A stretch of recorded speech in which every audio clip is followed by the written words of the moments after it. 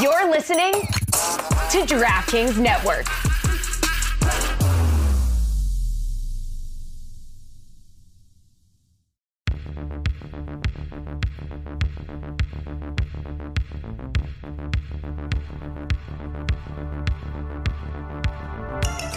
God bless football, Billy Gill. God bless football, Mikey A. God bless football, Stu Gotz. Thank you, Mikey A. Happy holidays to you. Happy holidays to the audience as well. Billy. Yeah. I call this a back to basics, God bless football. The building blocks of God bless football. Okay. It's a different B2B. Well, listen, these are the basic building blocks of God bless football. The Mojo. three of us, Mike Golic Sr., Chris Sims, and K-Funk making picks. I mean, that is it, and that's what we're going to do today. I thought you were going to tell the people we had Mojo on this week. Pretty excited about that. You're right. Mojo would be. You're right. That'd be getting back to basics. I actually was going to reach out to him and ask him if he wanted to surprise K-Funk this week and just tell him, like, hey, Mojo, K-Funk is, like, really going on a tear. He's really, like, bragging about it, just to have him come and humble K-Funk a little bit, but it didn't happen. Yeah.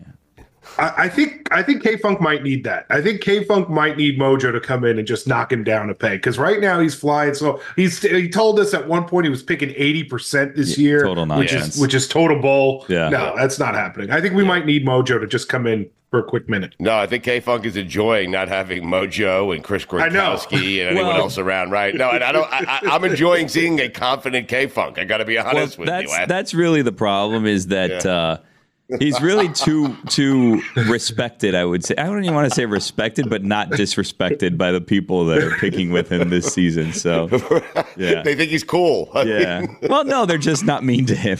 So, anyway. But Billy, I think you should go full heel turn on K-Funk and just constantly treat him like Mojo did. Listen, no, you shouldn't. Here's the thing that you don't know. Behind the scenes, Stugotz has something in the works with K-Funk, and K-Funk may have gotten him into something that he wants to do. 100%. But Billy, let's be honest. We have both grown to love and respect K-Funk. We have. Let's be honest. He's family at this point. Sure. He's family. Also, if you're watching on the DraftKings Network, you're not going to see any of that because that's just on the podcast. Oh, okay. Listen, the Ravens, this is interesting. There are two big games in the NFL this weekend. There are plenty of big games in the NFL, but there are two games that people would consider possible Super Bowl previews. Of course, the Dolphins and the Cowboys, and the Ravens and 49ers. It read funny to me to hear that the Ravens were irked, like scared, like irked is a word you use when you walk into a haunted house and someone says boo, okay? No. Or you see a ghost, okay? But like to be irked because you're underdogs at San Francisco, irked that you're underdogs at San Francisco. Many people consider that to be the best team in the NFL. San Francisco is favored by 5 points. What the hell is Baltimore talking about? Irked is like annoyed. I don't think the haunted house conversation applies at all. I thought it was like a scary word. No, you're irked. No, it's like you're annoyed or bothered. Yeah. Lamar Jackson was a little perturbed. Yeah. Really? That happened. Boom. Yeah. I don't know. I feel like irked means like, scared. Okay. Well, I feel like if I was like a team, and obviously I'm saying this is someone, I did look it up. I'm saying this as someone who's not in the NFL. I would want to be the underdog. You know what I mean? Like, don't think that I'm going to be good. Like, don't think that I'm going to go to the Super Bowl. Like, that's fine. I don't care. What is this game? I think coaches love that stuff, Billy. I think coaches love that stuff because it allows, hey, look, they're disrespecting you. Baltimore, Lamar Jackson, MVP, and they don't think you're better than the 49ers. I do think the coach who is the underdog kind of loves that, Little chip on the shoulder. Yeah. Yeah. What are you excited about this weekend? What am I excited about this weekend? Yeah. Football-wise or outside of football? Either. Yes. Well, football-wise, I mean, the Dolphins have a big game, which is going to be exciting against the Cowboys. But I don't know. I mean, the game, it'd be good for the Dolphins to win because I think if they win, they'll clinch a playoff spot. And I think they may even win the division if they win. Well, it depends what Buffalo does. But yeah, I mean, it'll be finally a fun big game for the Dolphins. The Cowboys are a little bit down at the moment, so even if the Dolphins win, I already know the narrative there is going to be like, well, it's not the same Cowboys, and they're not playing as well as they should have. So we'll see how things go with the Dolphins. But that I'm presuming that is the or assuming, is it assuming or presuming? I'm assuming that that's the other game that you were saying is a Super Bowl preview. Yes. Yeah. Dolphins. Billy is irked on the storyline that hasn't happened yet. There was a We ghost did get in our here, words so right. I mean, irked. listen, we have mailed it in. Here we are mailing it in. I'm here at least. I don't know where you are, because when we talked about this, you're like, yeah, let's go. We're going to record this and it's going to be great. And then it's like, I'm not going to be there. Listen, I was planning on coming there. I was told not to. I mean, what do you want from me? They gave me an extra day off, and I'll gladly take it. Okay. By the way, did you say fantasy contest? If you want to compete against us in a weekly fantasy contest, go to dkng.co/Lebatard and you can compete against us in fantasy. You're a jerk, you know that. Fantasy contest. Why am I a jerk? I thought I heard that. Who are we talking to today on TV? This is going to be very exciting. We have Golic and Tony Boselli together, and it never fails with Mikey A. He just sits there with a big smile on his face, and he listens to those two animals talk about football. Mikey, it's such a football hardo conversation. I know. They love it. They love it. Mikey, I have a question for you. In your years of doing all of this, what is like your most like, oh, I just love sitting back and watching this happen and like being a part of it, but just like by association, like just watching this happen? Mikey C. Oh, okay. That's it. Agreed. I miss him so much, man. Very obscure reference to many of our listeners, but I have to be honest, Billy. I agree with him. The right answer. Yes. It's the right answer. The right answer. I think if I won the lottery and I like used that money to start my own thing, I would give Mikey C a job. It probably wouldn't be like a job that was like super vital. It'd just be like, I just like his energy and I like him kind of like around. You know what I mean? You just kind of want him in your life, around your life, but not too involved with your life. I know. So you just give him a nice little salary? Yeah. You know what I would do now thinking this out? I'd have him like, if we did like a podcast or whatever, like I'd have him be part of that too. But I think to like actually, I think I'd make him my personal trainer. I think I'd have him just because I feel like it'd be so fun to go to the gym with him, because like he takes the gym very seriously now, and he looks great from all the pictures he sends us. But I feel like I'd make him my trainer, because he would also like negatively motivate me the entire time and tell me like what a piece of crap I am and how unhealthy I am while like coughing through all of it. Yes, he's a second floor guy at the gym, just so you know. Yeah, I know. I've heard. Yeah. Yeah. Not everybody can be, but he is. Yeah. Him and Russillo. Yes. Anyway, Billy, we're going to have Golic, Boselli together, K-Funk and the boys. That's the problem. The segment used to be Mojo and the boys, and now it's K-Funk and the boys, and it's gone to his head. And we'll have Chris Sims as well. So I'm looking forward to this. Billy, you have no idea. You probably told me this before we started, but you have no idea who we're going to first, do you? Yeah, we're going to go to Chris Sims first. Oh, look at that. You got answers. You got answers in the last 5 minutes. All right, let's go to our buddy Chris Sims. BFD with Mike Florio every day on Peacock, the Unbuttoned podcast, Football Night in America. They have the Patriots and the Broncos. I'm laughing at you because there's so many good games this weekend, and that's the game that you guys have on Sunday Night Football. Oh, touche. I will turn the laugh around you. That game's on the NFL Network on Sunday night. So, oh, wow. Ha, ha, ha. So what do you have? Our games are on Saturday. We got 2 games on Saturday. We got the Bengals and the Steelers and the Chargers Bills all on Saturday. I'll be working Saturday. And, like, I'm a little disappointed. Can we just start right there? Yes. I mean, does Billy not make enough money to wear a different sweatshirt on the show 2 weeks in a row? Where's this even coming from? What's happening? You do wear that hoodie quite often. Hold on a second. Nothing. Wait, I'm just sitting here. You wore it last Wednesday. And then I want to say you wore it 2 Wednesdays before that. And you might have worn it now 3 of the last 4 shows you were on. And the other show he was out. I mean. Yeah. So, I mean, he's probably getting that dry clean. He didn't know what to do. So he had to, he was like, I can't go on without my red sweatshirt. I can't do that.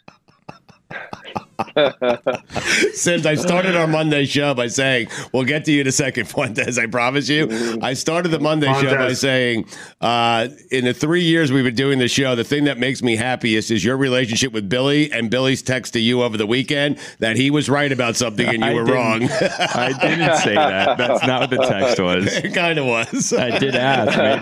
Maybe too, it was making Tyreek look good all the time because Jalen Waddle. I know. That all that 290 yards of total offense. Damn, they were just reinventing the world there. Here's the thing about the Dolphins, Chris, and like this is going to sound ridiculous, but they've given them quarters off. Like that game against the Broncos, they had the whole fourth quarter off. They had almost the full fourth quarter off this time. So like the numbers don't actually indicate what's going on in some of these games. No, you're right about that. Numbers a lot of the times don't always tell the context of the situation. That would be one, where you're right about that. Early on in the season when it was really hitting on all cylinders and nobody had figured out how to defend the Dolphins at all, you're right. You guys took the foot off the gas pedal and probably could have more points and more yards. But now it's like every week the 49ers eke a little closer for that ranking for the top offense in football. But, to your point, it's still a really good offense. There's no doubt about that. The offense is great. Tua's still really damn good. Tyreek Hill, okay, he's not in there. But they use Jalen Waddle in the same sense or way to stress defenses out. And he's not Tyreek Hill. Maybe he's an A- version of that, but still dangerous as hell. And, I like the Dolphins. I really do. I've been thinking a lot lately because I'm like, okay, I know the 49ers are going to the Super Bowl in the NFC. That's who I picked before the year. Certainly not coming off of that now, but the way things look. But like the AFC, I've been like, man, like I know I'm going to get asked on these shows, who do you think it's going to be in the AFC? And the more I think about it and kind of let it ruminate in my brain a little bit, the more I feel like I want to say the Dolphins on a consistent basis here. Nice. I don't know that when you watch the games back, you see the broadcast, you hear what the broadcasters say. So one of the things, I don't do that. Yeah. So one of the things Romo said during the game was, Jalen Waddle looks good, but, you can do this 1 week without Tyreek. But after, 2-3 weeks, they start figuring it out with Tyreek. So Tyreek needs to get back. Yes, there's no doubt about that. You can get away with it 1 week. But the beauty of what they do is, right, you go too all in on stopping all the Tyreek plays and all that. You become vulnerable and, oh, no, now we're in a coverage that's not good versus Jalen Waddle or some of the other weapons on the field. And that's the Tyreek Hill effect. All right, Mike Fuentes, one of our producers here, has been dying to ask you this question for many, many weeks. And so, Mike, the floor is yours. Hey, Chris, this is Mike Fuentes. You know me as Montez. Hey, what's up, Montez? What's up? Why does Trevor Lawrence suck? Ooh. Not really a question. It's a statement wrapped in a question, I guess. Why it happened. I had a pejorative tone. That's with an upward inflection. Well, he doesn't suck. All right. That'd be the first thing I tell you. They, listen, they're not the same as last year. He's had a few more bonehead mistakes or decisions, certainly during the year. But, I think you can kind of go around the whole team with that same type of statement. Again, it's Trevor Lawrence didn't miss the 2 field goals in the first half, right? Right. Trevor Lawrence didn't manage the game to where we get no points when we could have just clocked the ball with 13 seconds and taken 2 shots into the end zone, right? Instead of clocking the ball, we try to run a play and throw the ball into the flat. That's Doug Peterson's fault. I don't care what way or shape, however you want to frame that. That's his fault. So I think it's more of Lawrence pressing, Lawrence injury, and not being 100%. Their O-line's not good. I mean, again, last year they had Jawan Taylor and Cam Robinson. This year, most people can't name either tackle on the Jacksonville Jaguars, let alone the interior part of the O-line's not that special anyways. So I think lack of pass protection, the inability to run the ball really at all over the last 5 or 6 weeks. And then it's an offense that's good, but I don't look at it and go, oh, wow, it's so creative. It's amazing. So it can't pick up for some of these things you're talking about. And I think that's leading to a less than Trevor Lawrence and a less than performance by the Jags offense. Does it drive you crazy? Because we know that you're a big Trevor Lawrence guy. Last year, you said that you thought after you saw him at the Hall of Fame game, like he was going to be the next one to take the next big step. I was with him, by the way. Does it drive you crazy when you see after that week's performance on social, people comparing Trevor Lawrence's stats to Daniel Jones's stats through their first 48 career starts? Because they are very, very similar.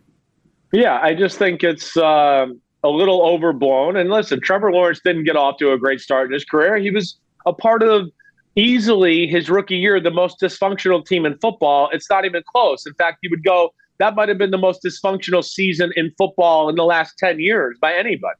So don't expect to have great numbers.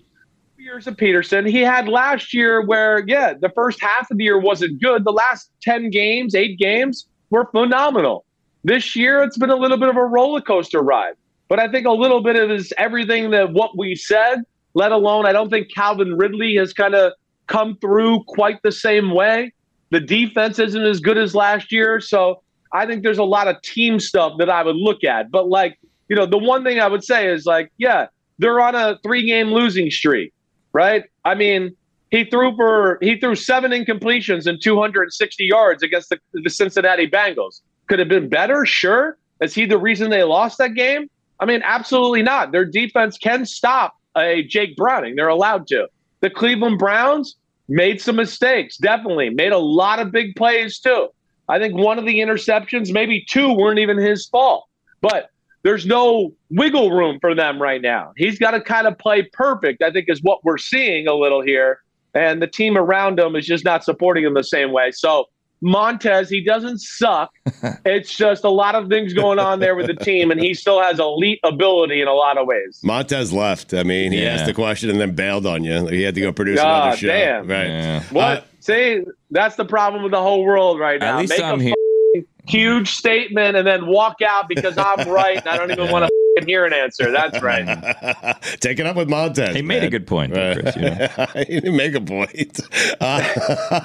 Chris, the NFL is so funny, man. It really is, because last week, after they beat the Eagles, the Dallas Cowboys were the best team in the NFL. Then they get blown out by Buffalo, and they're not the best team in the NFL anymore. And now Buffalo's the team that no one wants to see in the playoffs because Josh Allen is a badass. What'd you take away from that Cowboys-Bills game? Well, I mean, some of those things are real. I was saying that before the Bills and Cowboys last week. You don't want to see the Bills right now. It's crazy. They're the number 9 seed in the AFC, and they're clearly one of the 5 best teams in football. Now they that up and put themselves in that situation. The Eagles, we're seeing them fall apart here in front of our eyes. But I think the big thing is, and we've talked about this a lot with Dallas, and it came true. I mean, it always comes true in a lot of big football games. We just didn't expect Buffalo to do it this way. Buffalo dominated Dallas at the line of scrimmage on both sides of the ball. But really, I mean, of course, on the offensive side of the ball, for Buffalo to break out the run game to that extent and just dominate Dallas's front, I mean, that's alarming. Kind of like what I've been saying about the Eagles. I've never seen a team win a Super Bowl that lost 3 games in a row in December, or even lost the 2 the way they did before Monday night. Same thing I'll say with Dallas. I've never seen a team win the Super Bowl that loses 31-10 in the midway point of December. That doesn't happen, right? So real good team, sure. Super Bowl team, that's debatable. They got major flaws there. I mean, their linebackers are not good. Their safeties are okay. Their D tackles, especially without Jonathan Hankins, they're small. They get overpowered. And I give a lot of credit to Joe Brady and Josh Allen and Sean McDermott for, kind of willing their way into a tougher, more physical offensive football team here down the stretch. And hey, for the first time ever, Josh Allen didn't have to carry the Buffalo Bills. Somebody else actually helped carry Josh Allen. And if they want to go to the Super Bowl, they need a little bit better mixture of that to make it there. Chris, which of these backup / fill-in quarterbacks do you think actually has a shot of being a starter at some point in time? It's a good question. I mean, Gardner Minshew, of course, is in that conversation for me. I don't know if it's high-level starter, right? But I think he's a guy that team could go, wait, we're going to make him the starter. We're going to keep options open and looking for other guys. But, hey, if he keeps playing well, we'll stay with him. Or if no apparent better option just jumps out at us, then we'll do that. Jake Browning, I think, is just a really, really good backup. I don't look at him to be a starter in the NFL. Nothing wrong with that, by the way. I mean, that's very valuable in today's NFL. It is, and I certainly don't mean it to be disrespectful. It kept him in the playoff race. Had he they're not in the playoffs right now. Exactly right. Yes. Yeah. I mean, he's Joe Burrow light, right? I mean, he's like I talked about with almost like Jalen Waddle as a lesser Tyreek Hill. Jake Browning is he's a lesser talented Joe Burrow, but plays with the same style, has good feel, just doesn't run as well. Can't fit the ball into tight windows, down the field, or even throw the down the field passes with as much power as Joe Burrow. But there's still a lot of good there.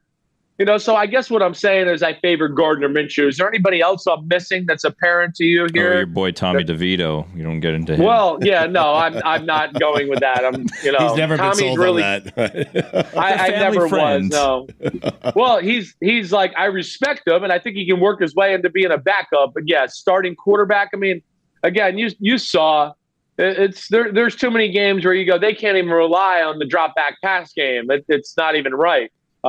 There's some plays he makes here and there, but if you'd stop him from scrambling, which Green Bay didn't do the week before, he has a hard time making a lot of stuff happen in the pocket with his right arm. What'd you make of Damontae Kazee, the Steelers defensive back, being suspended, not for a game, not for 2, not for 3, the rest of the season for something I'm not certain.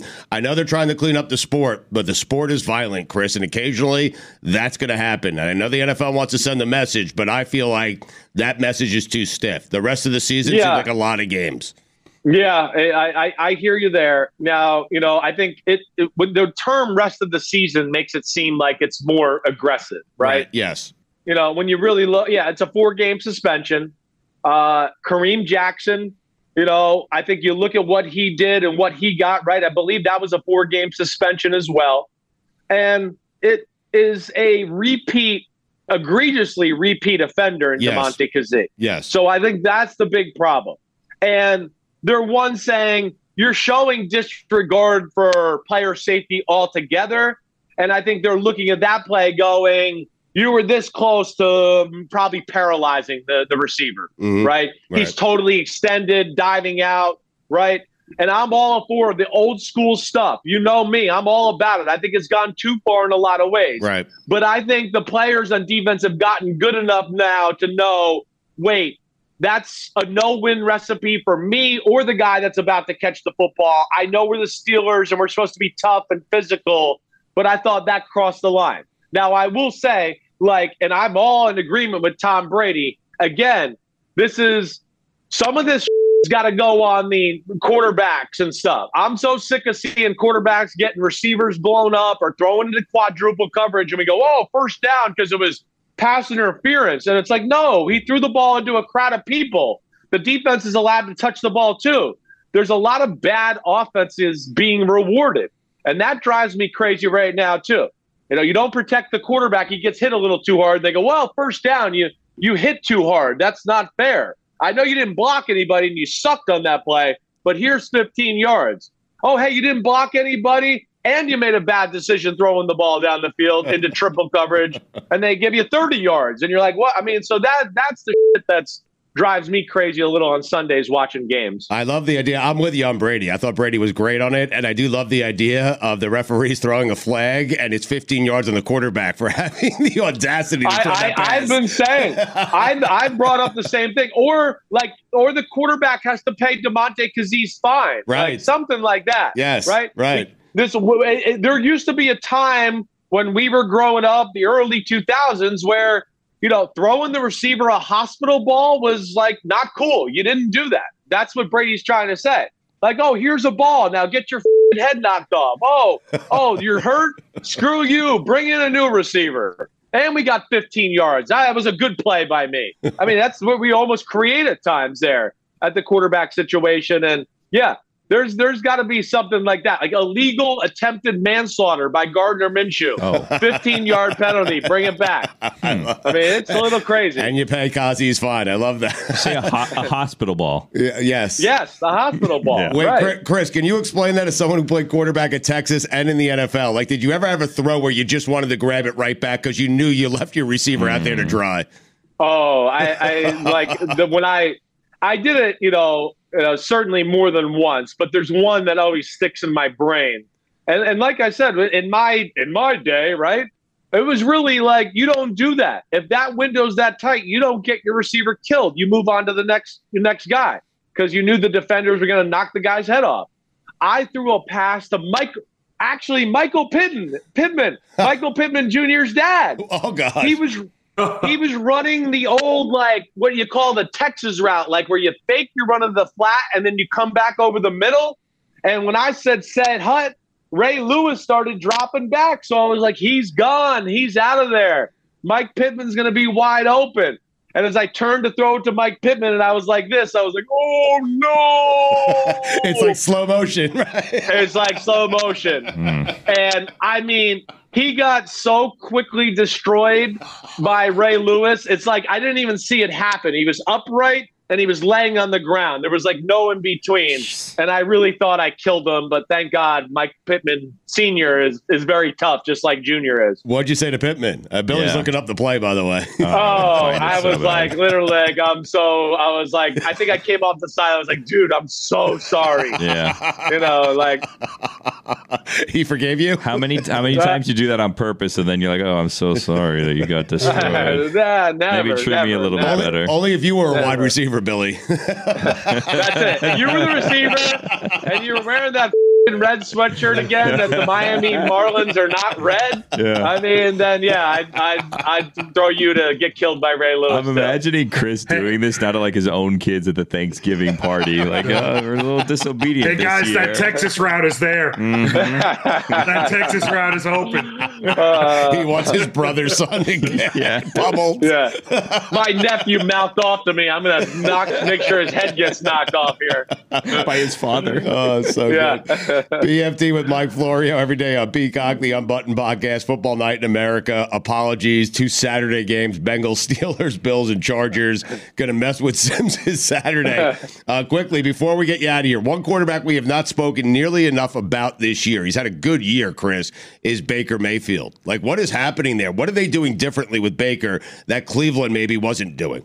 They gave up on trying to be a run-first football team. Right. And the biggest thing is they're pushing the ball down the field. Baker's got a big-time arm. He does. And he can really throw the ball with great power and accuracy 25, 30 yards down the field. And then they got the type of receivers to do that. They're protecting well right now, right? They're running just okay. They're running better because teams are starting to go, whoa, we got to back up. Because every time they drop back to pass, it's like a 30-yard completion.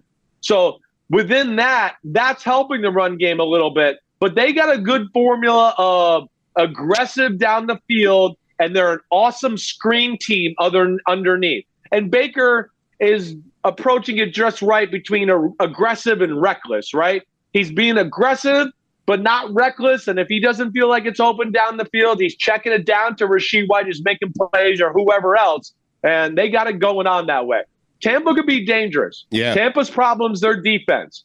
Like, Todd Bowles has got to stop going all in on stopping the run all the time. They're too aggressive, right? That's his MO, and teams are ready for it. I think if they can play a little more conservative on the defensive side of the ball, I think they'll be a real pain in the butt in the playoffs. All right, give us 30 seconds on each of the 2 big games here this weekend. We'll start with Cowboys-Dolphins. Go ahead.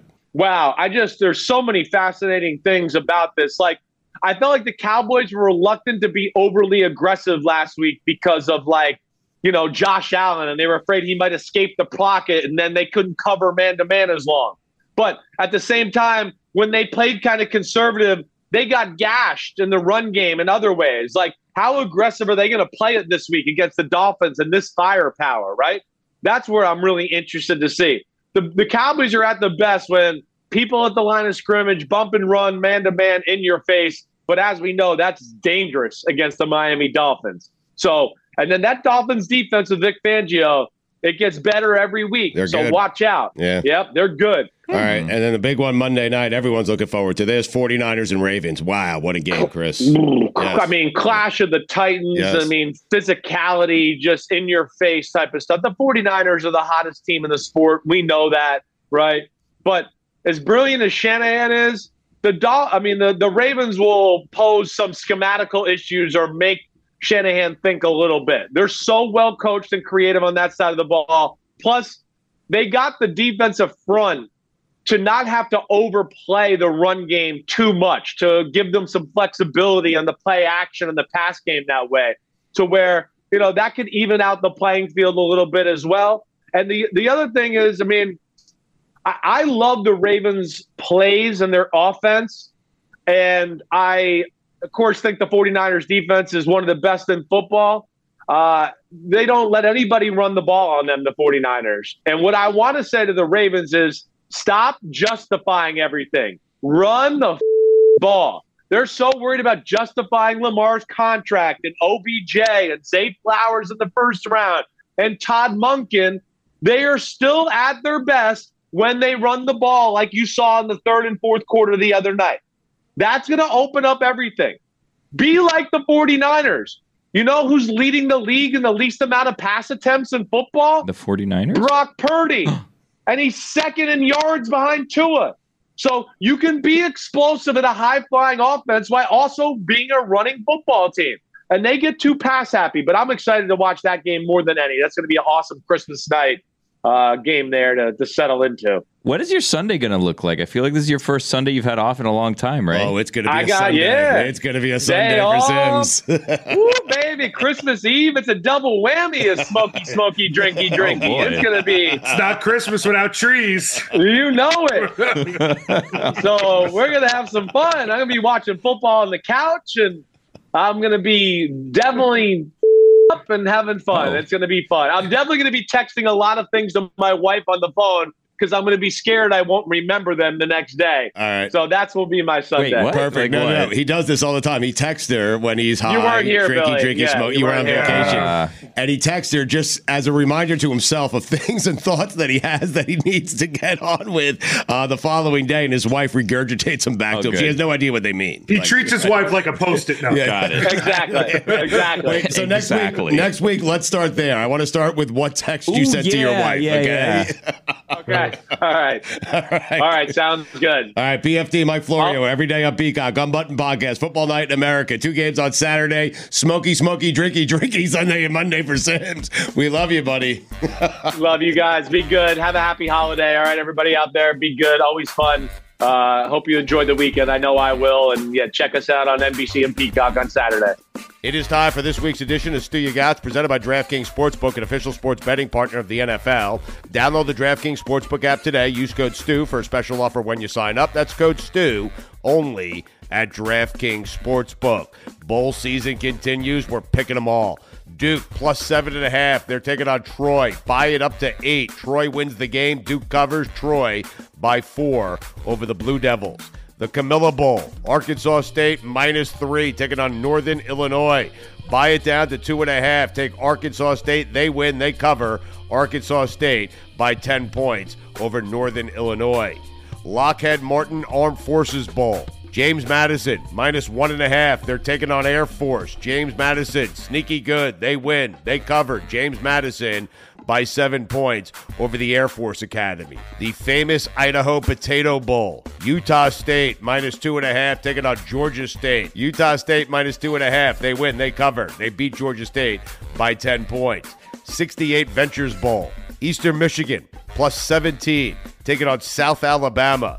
South Alabama wins the game. Eastern Michigan covers. South Alabama by 7 points. Why? Because they're favored by 17. SRS Distribution Las Vegas Bowl. Northwestern, the Wildcats, +6.5, taking on Utah. Northwestern wants to be in this bowl game. Utah, they don't. Buy it up to 7 points. Northwestern wins the game outright. They win by 4 points over the Utes. East Coast Hawaii Bowl presented by the Hawaiian Islands. Coastal Carolina +10.5 taking on San Jose State. I'm taking Coastal Carolina. San Jose State wins the game. They win it by 4, but I'm taking Coastal Carolina +10.5. Quick Lane Bowl. Bowling Green +3.5 taking on Minnesota. Buy it up to 4. Minnesota, they win the game by a point. Bowling Green covers. I'm taking Bowling Green +4. Serve Pro First Responder Bowl. Rice +6 taking on Texas State. I'm taking Rice. They win the game outright. Guaranteed Rate Bowl. UNLV +12.5 taking on Kansas. Buy it up to 13. I'm taking the Running Rebels. They're going to win the game outright. There's no need to buy the point, but I'm telling you to do it anyway. UNLV by 4 points over Kansas. Military Bowl presented by GoBowling.com. Tulane +10 taking on Virginia Tech. I am taking Tulane. Virginia Tech wins the game. Tulane covers. Virginia Tech, the Hokies, by 4 points over the Green Wave. Duke's Mayo Bowl. North Carolina +6.5 taking on West Virginia. Buy it up to 7. West Virginia wins. North Carolina covers. West Virginia by a field goal over North Carolina. DirecTV Holiday Bowl. Louisville minus 7.5 over USC. I'm taking the Cardinals. Louisville by 10 points over USC. The Tax Act Texas Bowl. Oklahoma State. They're taking on Texas A&M. They're plus 2.5. Buy it up to 3. And Oklahoma State wins the game outright. They beat the Aggies by 4 points. The Wasabi Fenway Bowl. SMU minus 11. Taking on BC. I'm taking SMU. They win. They cover. They beat BC by 21 points. Bad Boy Mowers Pinstripe Bowl. Miami minus 1. They're taking on Rutgers. Miami wins. They cover. The U is back. They win by 10 points. Pop-Tarts Bowl. NC State plus 2.5. Taking on Kansas State. Buy it up to 3. Take NC State. They win, and they win it outright. The Wolfpack by 7 points over Kansas State. The Valero Alamo Bowl. Arizona minus 3. Taking on Oklahoma. Buy it down to 2.5. Arizona wins. They cover. Arizona by 10 points over Oklahoma. Tax Slayer Gator Bowl. Clemson minus 5. Kentucky. I'm taking Clemson. They win by 10 points. They cover the spread over Kentucky. Tony the Tiger Sun Bowl. Oregon State plus 6.5. Taking on Notre Dame. Buy it up to 7. Notre Dame wins. Oregon State covers. Notre Dame by 3 points. I'm taking Oregon State. AutoZone Liberty Bowl. Memphis plus 10. Taking on Iowa State. Memphis wins the game outright by 3 points over Iowa State. Goodyear Cotton Bowl Classic. Ohio State plus 1 taking on Missouri. I'm taking the Buckeyes by 8 points over Missouri.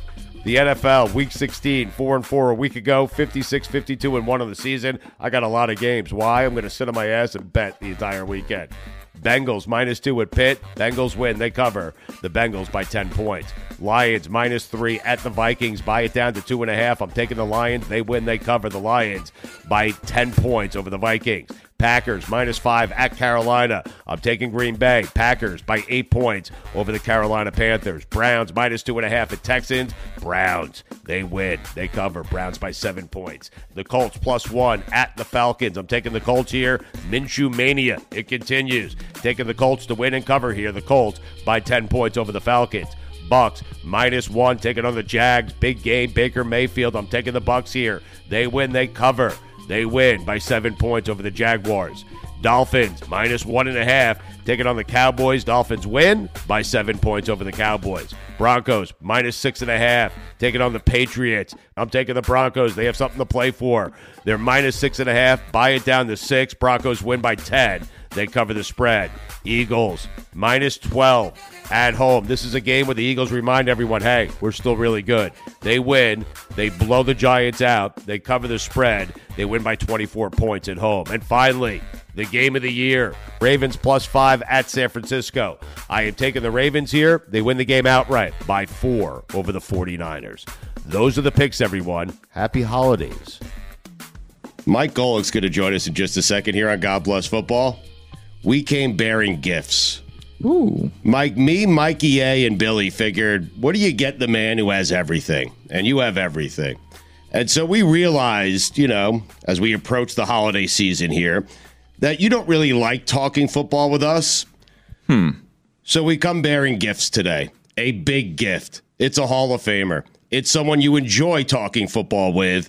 It is our friend Tony Boselli. This is our gift to you, Mike Golic Sr. This feels like a re-gift. Right.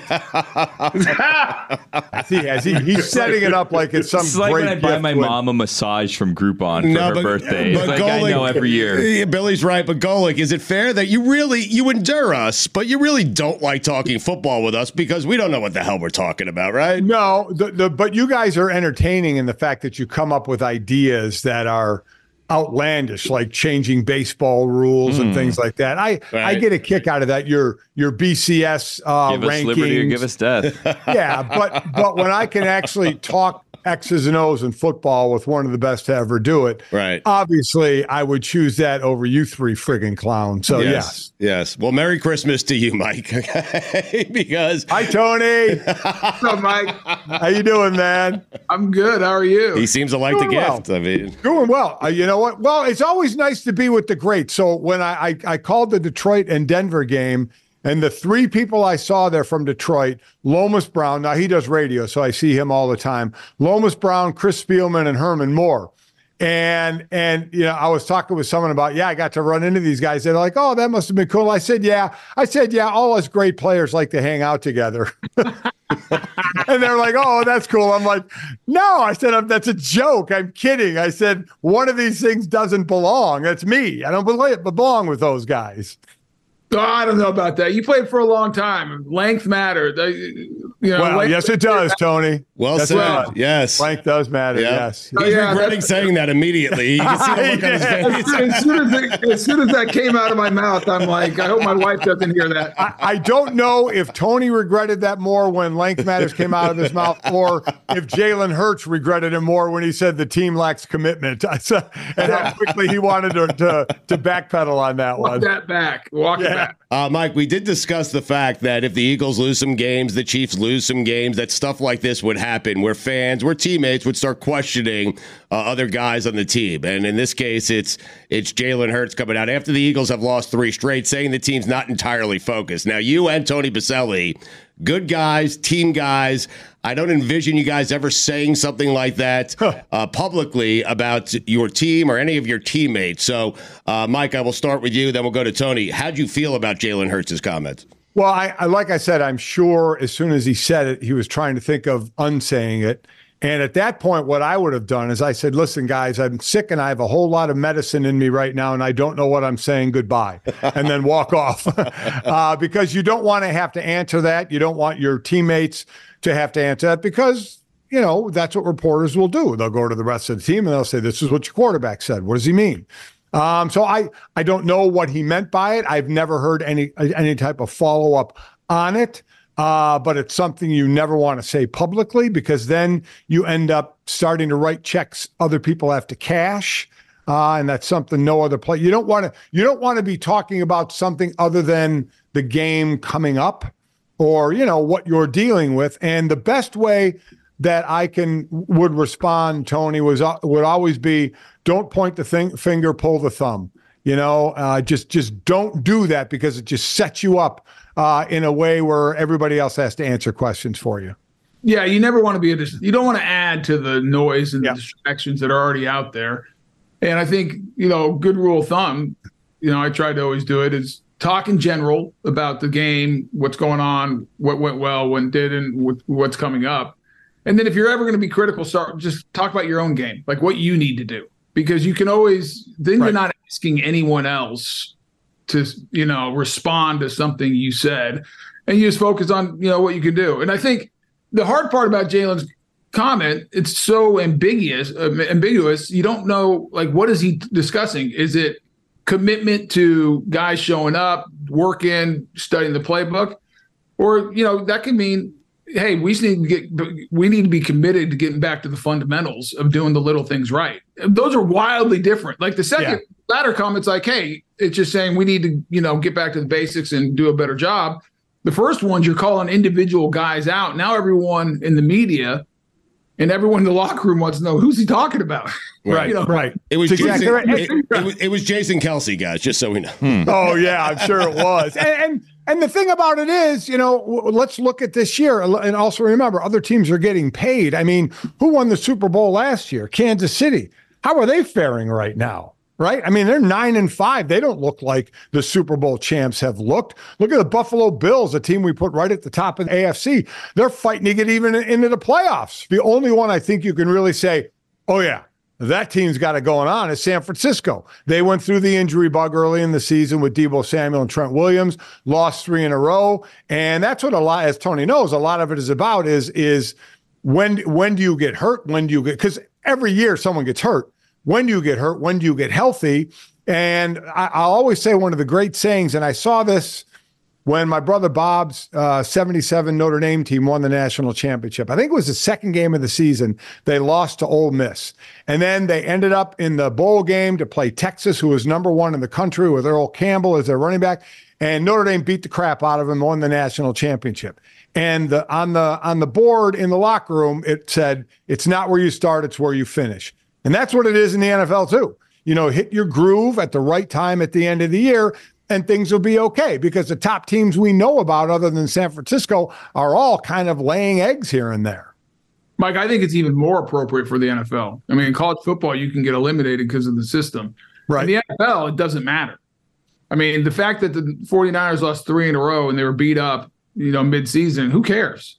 And by the way, there's still 3 weeks left. Every team is an injury or two away from not being relevant and not having their team ready for the playoffs. So you got to let this thing play out. I thought the Eagles were going to be a different team this year because if you look at that offense last year, and I think you now look at what Indianapolis is doing, Shane Steichen is a really good offensive mind. And you go back to Herbert's early days, why he had success, guess who his coach was? It was Shane Steichen. I mean, Shane Steichen is one of the better offensive minds, and I thought losing him was an underreported story. You look at all the stuff this week is how predictable they are on offense, not much creativity. People have figured them out.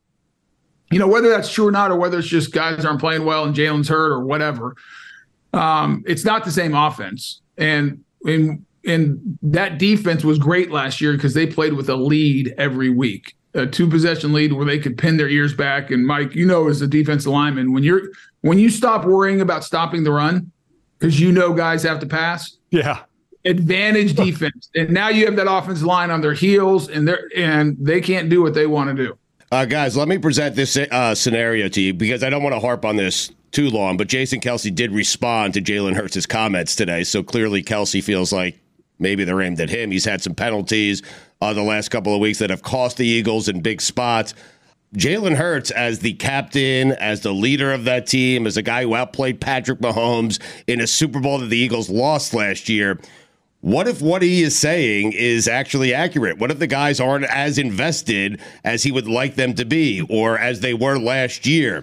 What if Jason Kelce, because he's doing a podcast, because he's shooting 1,000 commercials with his brother, is not as focused? Is it still wrong for Jalen Hurts to say that? It's wrong, in my opinion.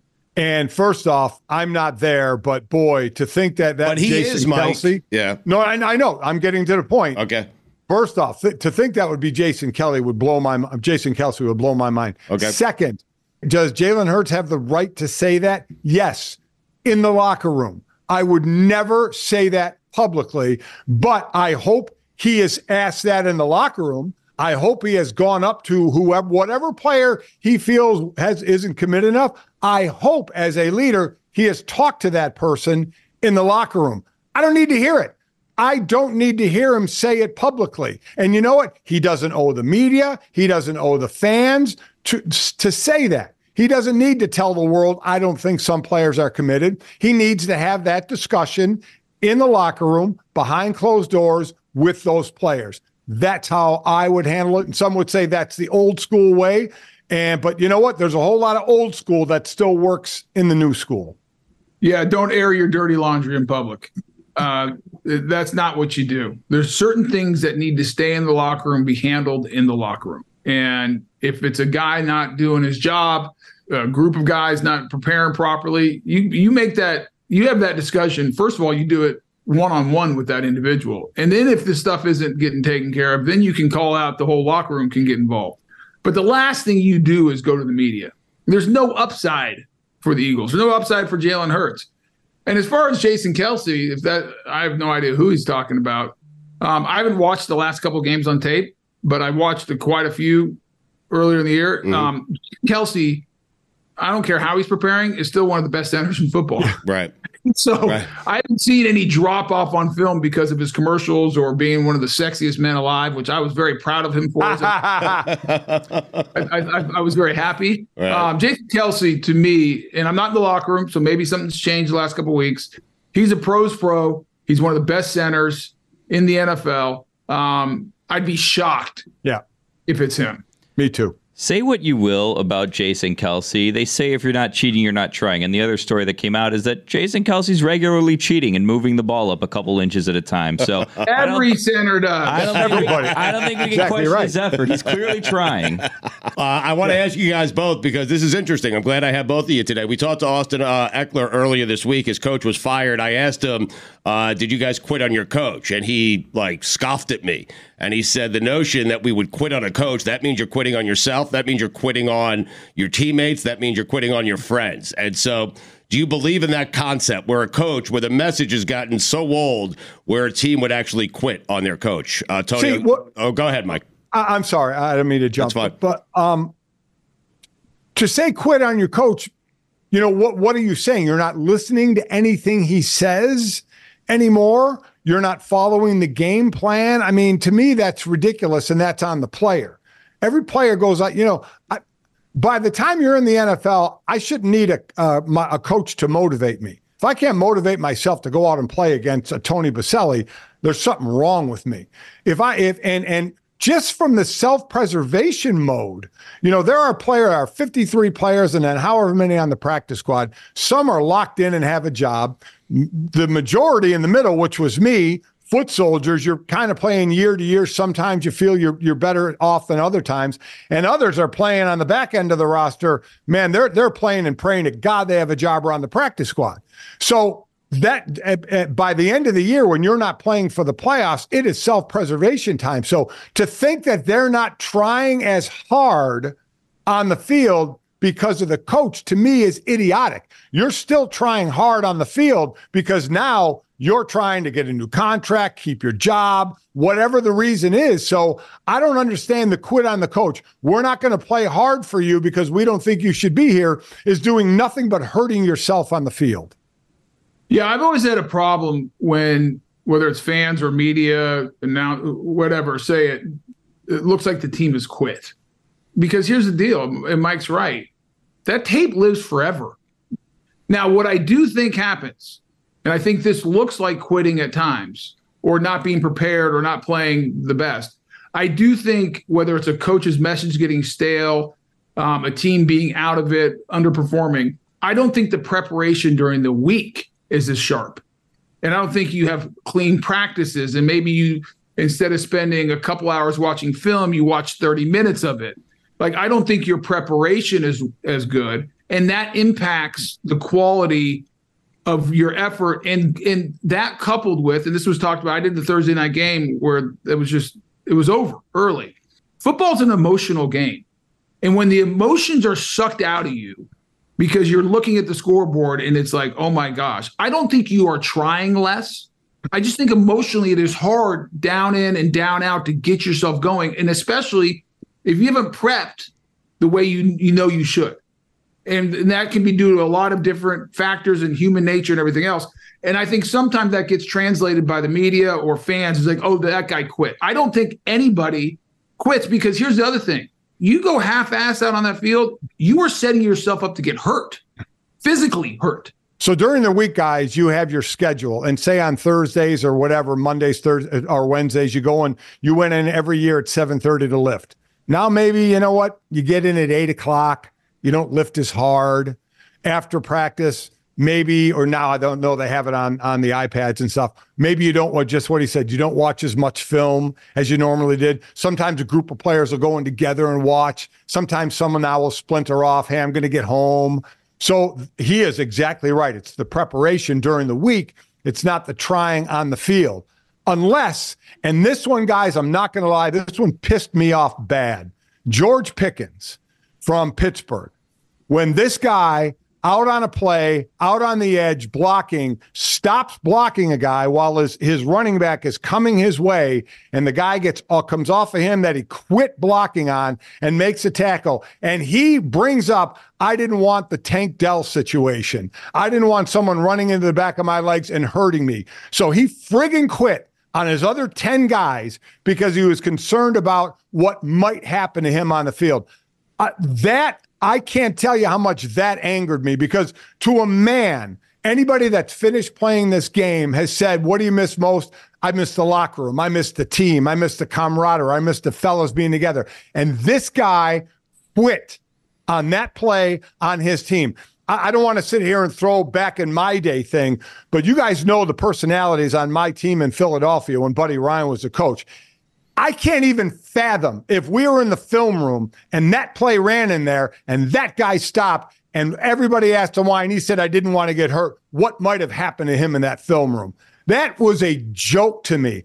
And then you hear Rich Eisen saying TJ Watt had told him that some of the younger guys didn't really practice that hard or didn't really practice the way Tomlin wanted him to. And I started thinking Mike Tomlin's going to be in football hell. You know, if all of a sudden these guys aren't doing the things that he wants them to do, because he is a great coach. But Tony, I'm not going to lie, that one got me. When you're on the field and you just basically say, I don't give a damn about the other guys on my team. I'm not blocking this guy anymore because I might get hurt. Well, yeah, Mike, but I think that also goes back to what the locker room or the coach allows during the week. Because that is not Pickens just deciding at that moment to do that. That is behavior of how you prepare, how you practice, that is allowed for whatever reason in the locker room. And I'll go back, because you're right. We had good years and bad years when I was in Jacksonville, but one thing we had is a strong locker room. And I'm not going to name the guy, but we had a young player who was really talented, but he didn't like to prepare correctly, and he didn't like always showing up on time, and he didn't like always doing what he needed to do at night during the week.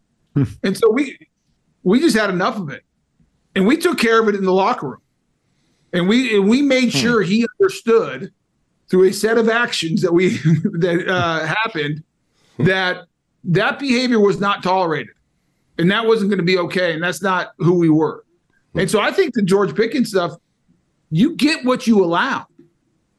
And so why are you allowing that if you're Mike Tomlin? Can he recover from that with his teammates? Well, there's only one way you can recover, and that's by being out in the field and doing your job. But remember, you had Deontay Johnson as well, not diving on a live ball. Right. And you try and look at leadership in the locker room, and for that team, it's basically it's Cam Hayward and it's TJ Watt, right? Those are really the veteran leaders of that team. So Tony's right. That stuff that when the team sees that happen, that should be and I'm not saying you got to sit there and, knock a guy out in the locker room, though. I'm sure, that's, I'll let that one. Tony's laughing. I'll let that one. By the way, Tony, name names. Just name names. No, it's Christmas. I'll say this: you have great locker rooms, and you have good friendships and everything. I don't know how it is today, but when I was playing, there were fights. Yeah, things were handled, and I'm not saying it's right or wrong. Exactly. Right. I'm not giving I have an opinion, but I'm going to leave that aside. All right. But things were handled in the locker room. And my problem, and I agree with you, I have a ton of respect for Mike Tomlin and what he's done as a coach. At the end of the day, though, that's a reflection on him. Whether, it doesn't matter. And at some point as a coach and as a team, you have to make a decision. And you have to make a statement. And I think at times the statement is, if that's who you are, then you're not going to play. And it might hurt the overall team, but it sends a message because you're not going to go anywhere with those guys anyway.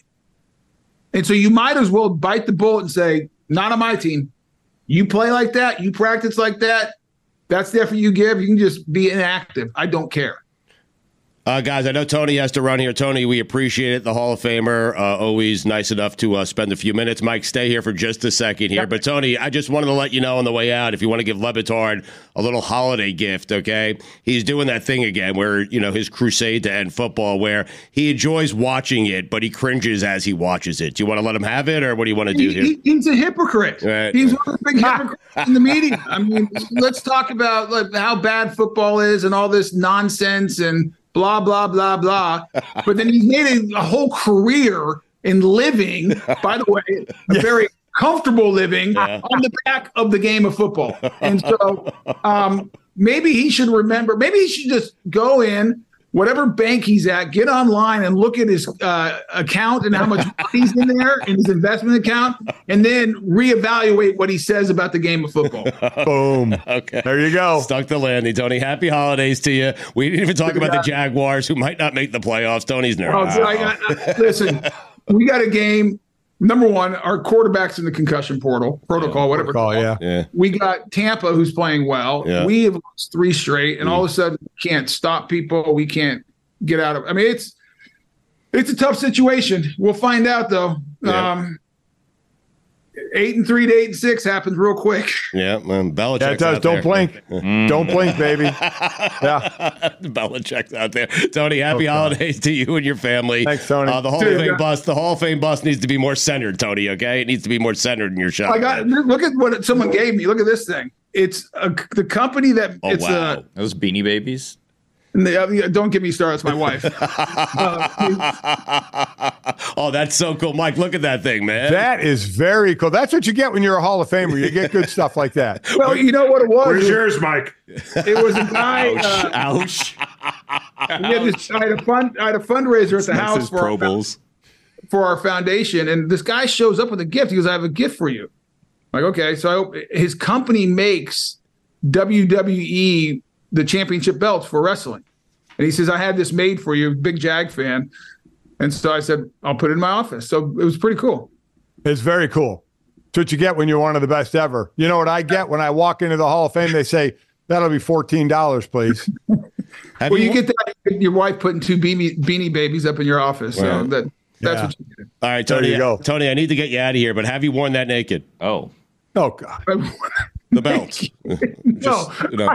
The fact that, Stu, I don't even know how that came into your mind. I just imagine why you would think about me naked Billy's wearing right. It was the Beanie Babies. I mean, Billy's right. I have no idea. It was an odd question, but I would if I were. You know what? I'm not against trying it. I mean, there you go. Report back to us last Christmas. Listen, Michael Irvin told us stories on the show of him, having sex with a jacket on. I'm just saying, okay? You've done that, Tony. You've done it. Tony, get out of here. Tony, log off, Tony. You don't want to be part of this anymore. He's the playmaker. All right. See you guys. See you, Tony. Real quick, before we get you out of here, the 2 big games this weekend. It's rare, Mike, where you have a weekend where there are 2 potential Super Bowl previews, okay? So the first one, the Ravens and Niners. Just your thoughts on that game, Mike. Ravens and Niners. Listen, the Niners are the best team in football. They're the deepest team in football. My biggest question here is, what could San Francisco do to contain Lamar Jackson? Because those guys love to freewheel rush. Yes. And that's going to give Lamar ways out of the pocket to do some damage. So let's see what they do there. I still like San Francisco. This could be a Super Bowl matchup. The way both teams are playing right now. But I like San Francisco in that one. All right. The other one, which has significance to Billy here, the Dolphins and the Cowboys. Cowboys, it's funny, Mike, best team in the NFL after they beat the Eagles and they get blown out by the Bills. They're no longer good, and no one wants to face the Bills, but that's the NFL. But Dolphins and Cowboys, what are your thoughts here? It is amazing. Everybody was on McCarthy at the beginning of the year. Nobody was on McCarthy coming up to now when they were winning, and now everybody's on McCarthy again. It's amazing how that happens. You saw Zach Martin got nicked up. He should be fine for this one. Listen, Miami's still more of an enigma to me than Dallas. Dallas, I think, is such a good team, running the ball, passing the ball. And defensively, I think, is the difference again in this one. While Miami has the heavy hitters and can score at the drop of a hat with their receivers, once Tyreek is obviously back, of what they can do and hit it quick. But you got to deal with Micah Parsons and what he's doing on the defensive side. I think Dallas will get back into it. I think they will ground and pound a little more in this one with that O-line and the running game. So I think Dallas gets back on the winning ways after getting smoked last week. It feels like whoever wins this game, Mike, the public's going to discredit regardless. If the Dolphins win, they finally win a team with a winning record. It's like, oh, but Dallas is free falling. They were frauds. And if, Dallas wins, it's like, well, Miami could never beat a winning team anyways. It's because we've seen both sides of these teams, and like the Eagles, we've seen the good and really bad. So you haven't seen the consistency, and you can lay the consistency of the bad of the 3-game losing streak for San Francisco again on some injuries, and they've been money since then. Gojo and Golic, weekdays, 8 to 10 a.m. on the DraftKings Network and wherever you get your podcast. Golic and Smetty as well. Mikey A, it never fails. It never fails. When I have Golic and Boselli on, I will always get some version of this text. I'm such a football nerd. I love this stuff. He does. It's true. I do. He sits back with a smile on his face. It's unbelievable. It is fun. Yes. It is fun talking football with a football guy. Not that I don't love you guys, but you know what I mean. me. You love us in a different way. Yeah. And that's right. That's right. I love you differently. Yes. Yes. You love us. You're not in love with us. I know. True. True. You know what, Mike? Love you very differently. Mike, we just love you. That's it. All your warts and everything. We love you. Okay? We do. Appreciate that. And I would wear that belt naked without question. Okay, good. Of course you would. Mark that down. I'm going to get you one. I would do it. Okay. Well, tell Chris it's coming. I've done other things like that in front of her. Let's just say she's kind of callous to the whole thing already. So nothing would surprise her. We'll talk to you next week. Bye. All right, guys. Enjoy the games this weekend. Thanks. Where's Gord, by the way? Yesterday, Billy texted me. He's like, "Hey, we're gonna do the show at 2." I asked the guys if that's okay. I'm like, "All right." Gordy, who was sober for a month now, was it? You're so close. Fell off the wagon. He texted me at 4:00 and says, "I'm so drunk right now. I'm blacked out." Okay. He texted you while blacked out, huh? Okay. Yeah, and then he sent me and Billy a video of him doing an ice luge shot at some party, and then I said, "All right, well, 2:00 tomorrow." And he goes, 2 a.m. I go, "Yeah, Gordy, our show's at 2 a.m., buddy." Maybe that's where he is. Carl Douglas, at some point, Carl is going to be representing one of you at some point, or he'll be the attorney going against you. I can't wait. Hey, Carl, it's kind of crazy to say, but anytime I'm bored going to bed, I just watch Norm Macdonald's OJ jokes for about 30 minutes. So I think of you a lot. So there you go, buddy. You're on my mind. Thank you, man. Appreciate it.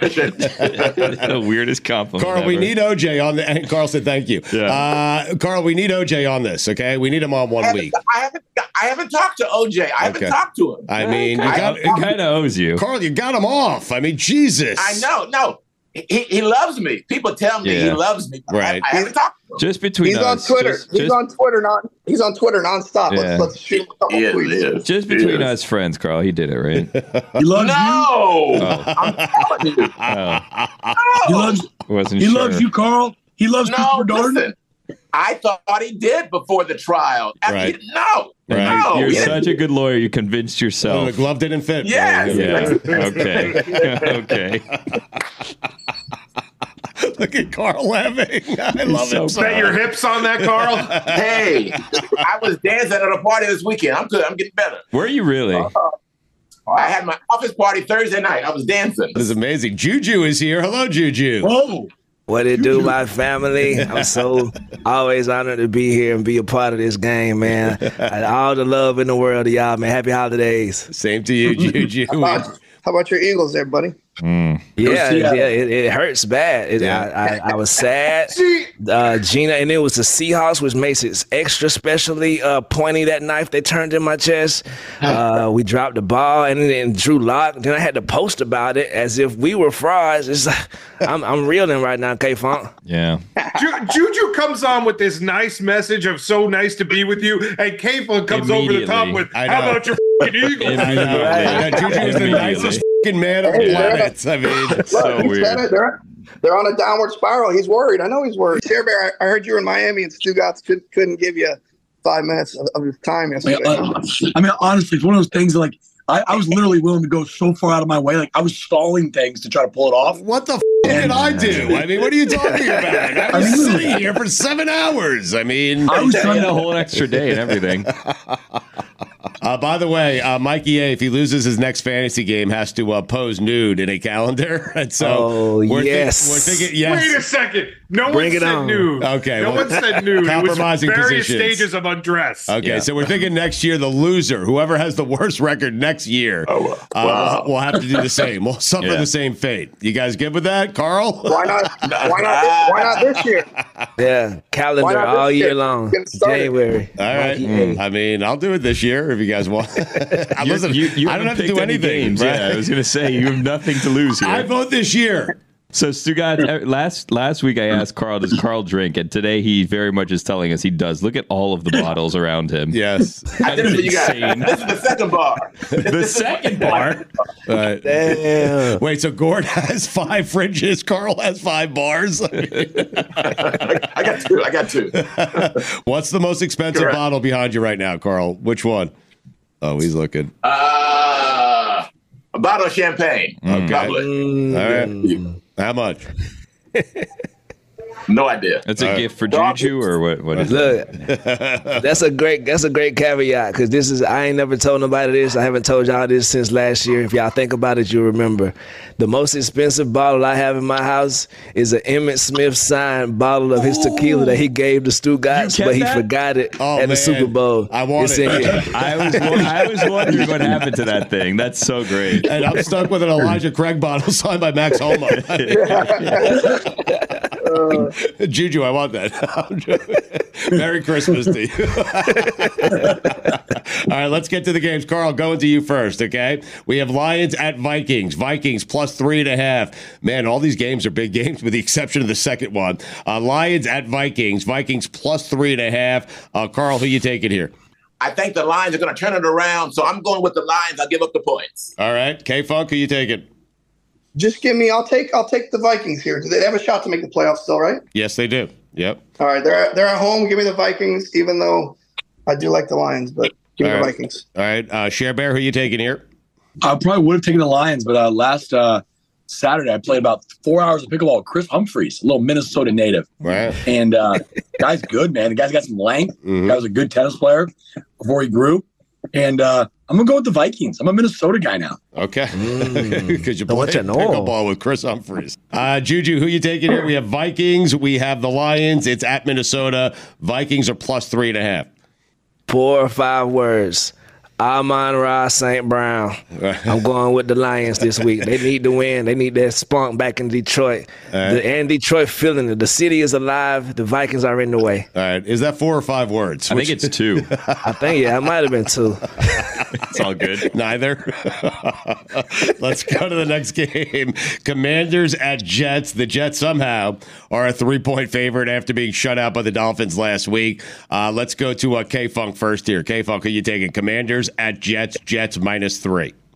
I mean, I've been riding the Jets a lot this year. I don't know why. I mean, because of their defense. But what happened to me last week? I'm going to take the Commanders. Give me the Commanders. Okay. They can't play anymore. All right, Carl Douglas, who you taking here? Commanders at Jets. Jets minus 3 at home. As a tribute to Aaron Rodgers not playing this year, I'll take the Commanders. Okay. Juju, who are you taking? Commanders at Jets.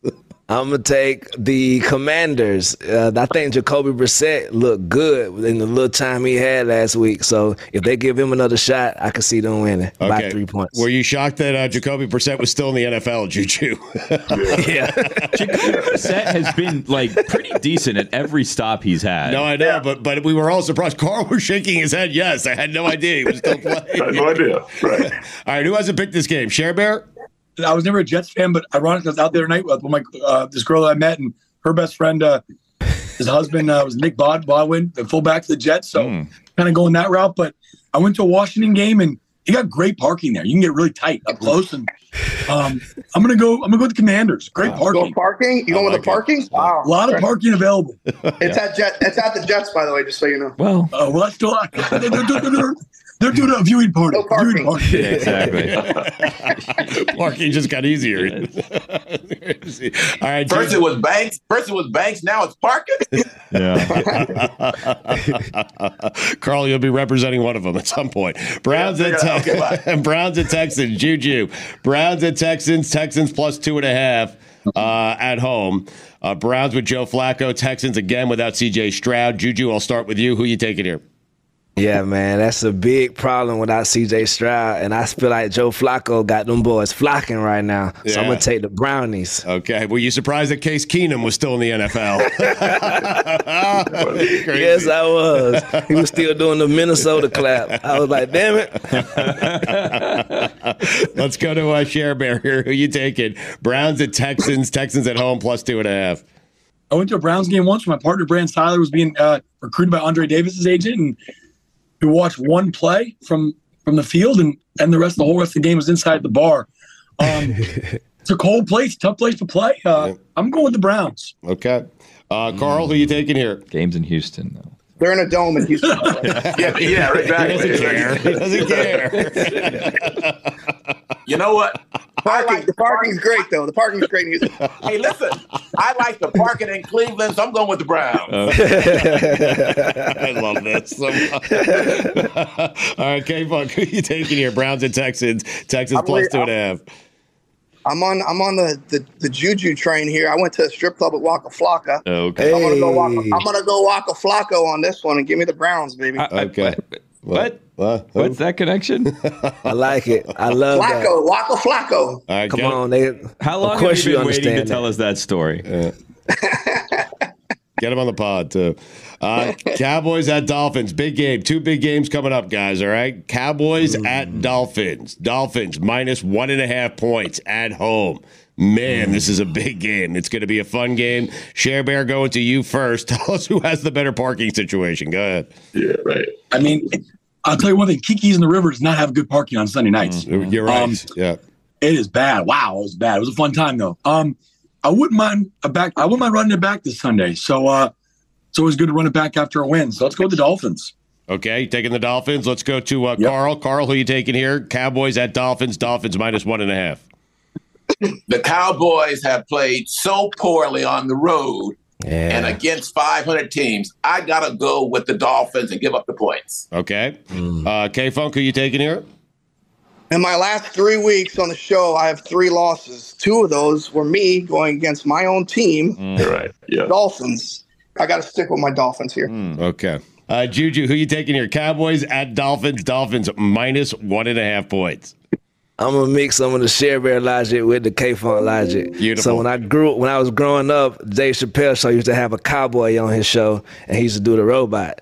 And my cousin, he is Tyreek Hill. So I'm gonna go with the Dolphins. Okay. Oh God, I love you all. Ravens last game Monday night. God, what a game! Ravens at 49ers. 49ers a 5-point favorite. Juju, going to start with you here. Who are you taking? I feel like at this juncture in life, in this juncture of the season, and just this juncture of Earth's existence in space, you would be kind of crazy to go against the 49ers at this juncture, man. They got MVP candidates up and down the roster. I'm going with the 49ers the long way. All right, taking the 49ers. K-Funk, who you taking here? 49ers minus 5 at home, taking on the Ravens. Yeah, I don't think this is going to be close. I don't think the NFC is going to be close. The AFC, there's a few teams that are contenders, but give me the Niners today. Give me the Niners every week, dude. The Niners are a well-oiled machine there. Okay, a lot of yeah. Let's go to Carl. Carl, who are you taking here? Stu Gotz, this is going to be a Super Bowl preview. Ooh, yeah. Some might say the other game is a Super Bowl preview, though, Carl. Dolphins and Cowboys. I'm saying this is going to be a Super Bowl preview because the Niners are at home.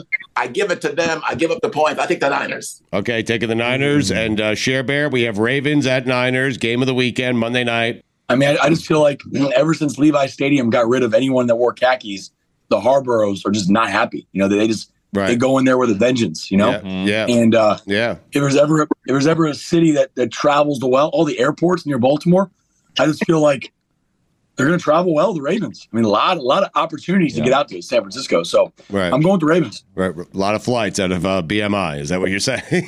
Well, no, there's a lot of airports. You got BMI, you got Dulles. You got Reagan. Yeah, Reagan's the best airport in America. I mean, that thing. Yeah, amazing. All right, so we all agree that the loser this season will have to do a naked calendar shoot. No one agreed to that. Yes, sir. I agree. We agree. Where are we at right now? Wow, they all agree. We'll figure it out. Carl, we love you. Promote that law firm of yours, my friend. Sure, my brother. The best firm in California, it's Douglas Hicks Law. That's Douglas Hicks Law. Excellent. SherBear, anything to promote on the way out here? No, I mean, just hoping to see you and Billy at Pickle Jams, at the Miami Marines Stadium, January 13th, 14th? We'll talk more about it as we get closer. K-Funk, anything you want to promote? Just my 3-2 record last week. I don't want to promote anything except Ice Shaker. Since Gordy's not here, I'll give them a shout out, iceshaker.com. Excellent. Juju, anything? Just after games on Sundays, me and my dog Tony, we go live. And on Sunday Night Live, man, we will be commenting on the football games that just happened. Also, I think we should still do a calendar regardless to be released at the Super Bowl. All my brothers are beautiful on this camera Zoom. Yeah. Everybody get a month, one professional headshot. Super Bowl, we're going to roll out the God Bless Football calendar. Name another podcast doing that. Also, check out Juju's music, book him on Cameo. Let's get Juju money somehow. Can we call in? Can we call into your show or no? Oh yeah, that's gonna be. I think today, the same day this airs, we're gonna do another call. So maybe next week, next time. But definitely appreciate y'all. I'll hit up the penthouse and we'll give you a call. Me and a couple of my friends. Okay. All right, gentlemen, we appreciate it. Happy holidays to all of you. Hey, Merry Christmas. Happy holidays. Merry Christmas. My dog Mikey A, man, before you get out of here. Salute, brother. Yes, we will pick this. Yes, sir. We will Love you, Juju. We will pick this up right after the new year, fellas, okay? God bless football. All right. God bless football. God bless football. Yes, sir.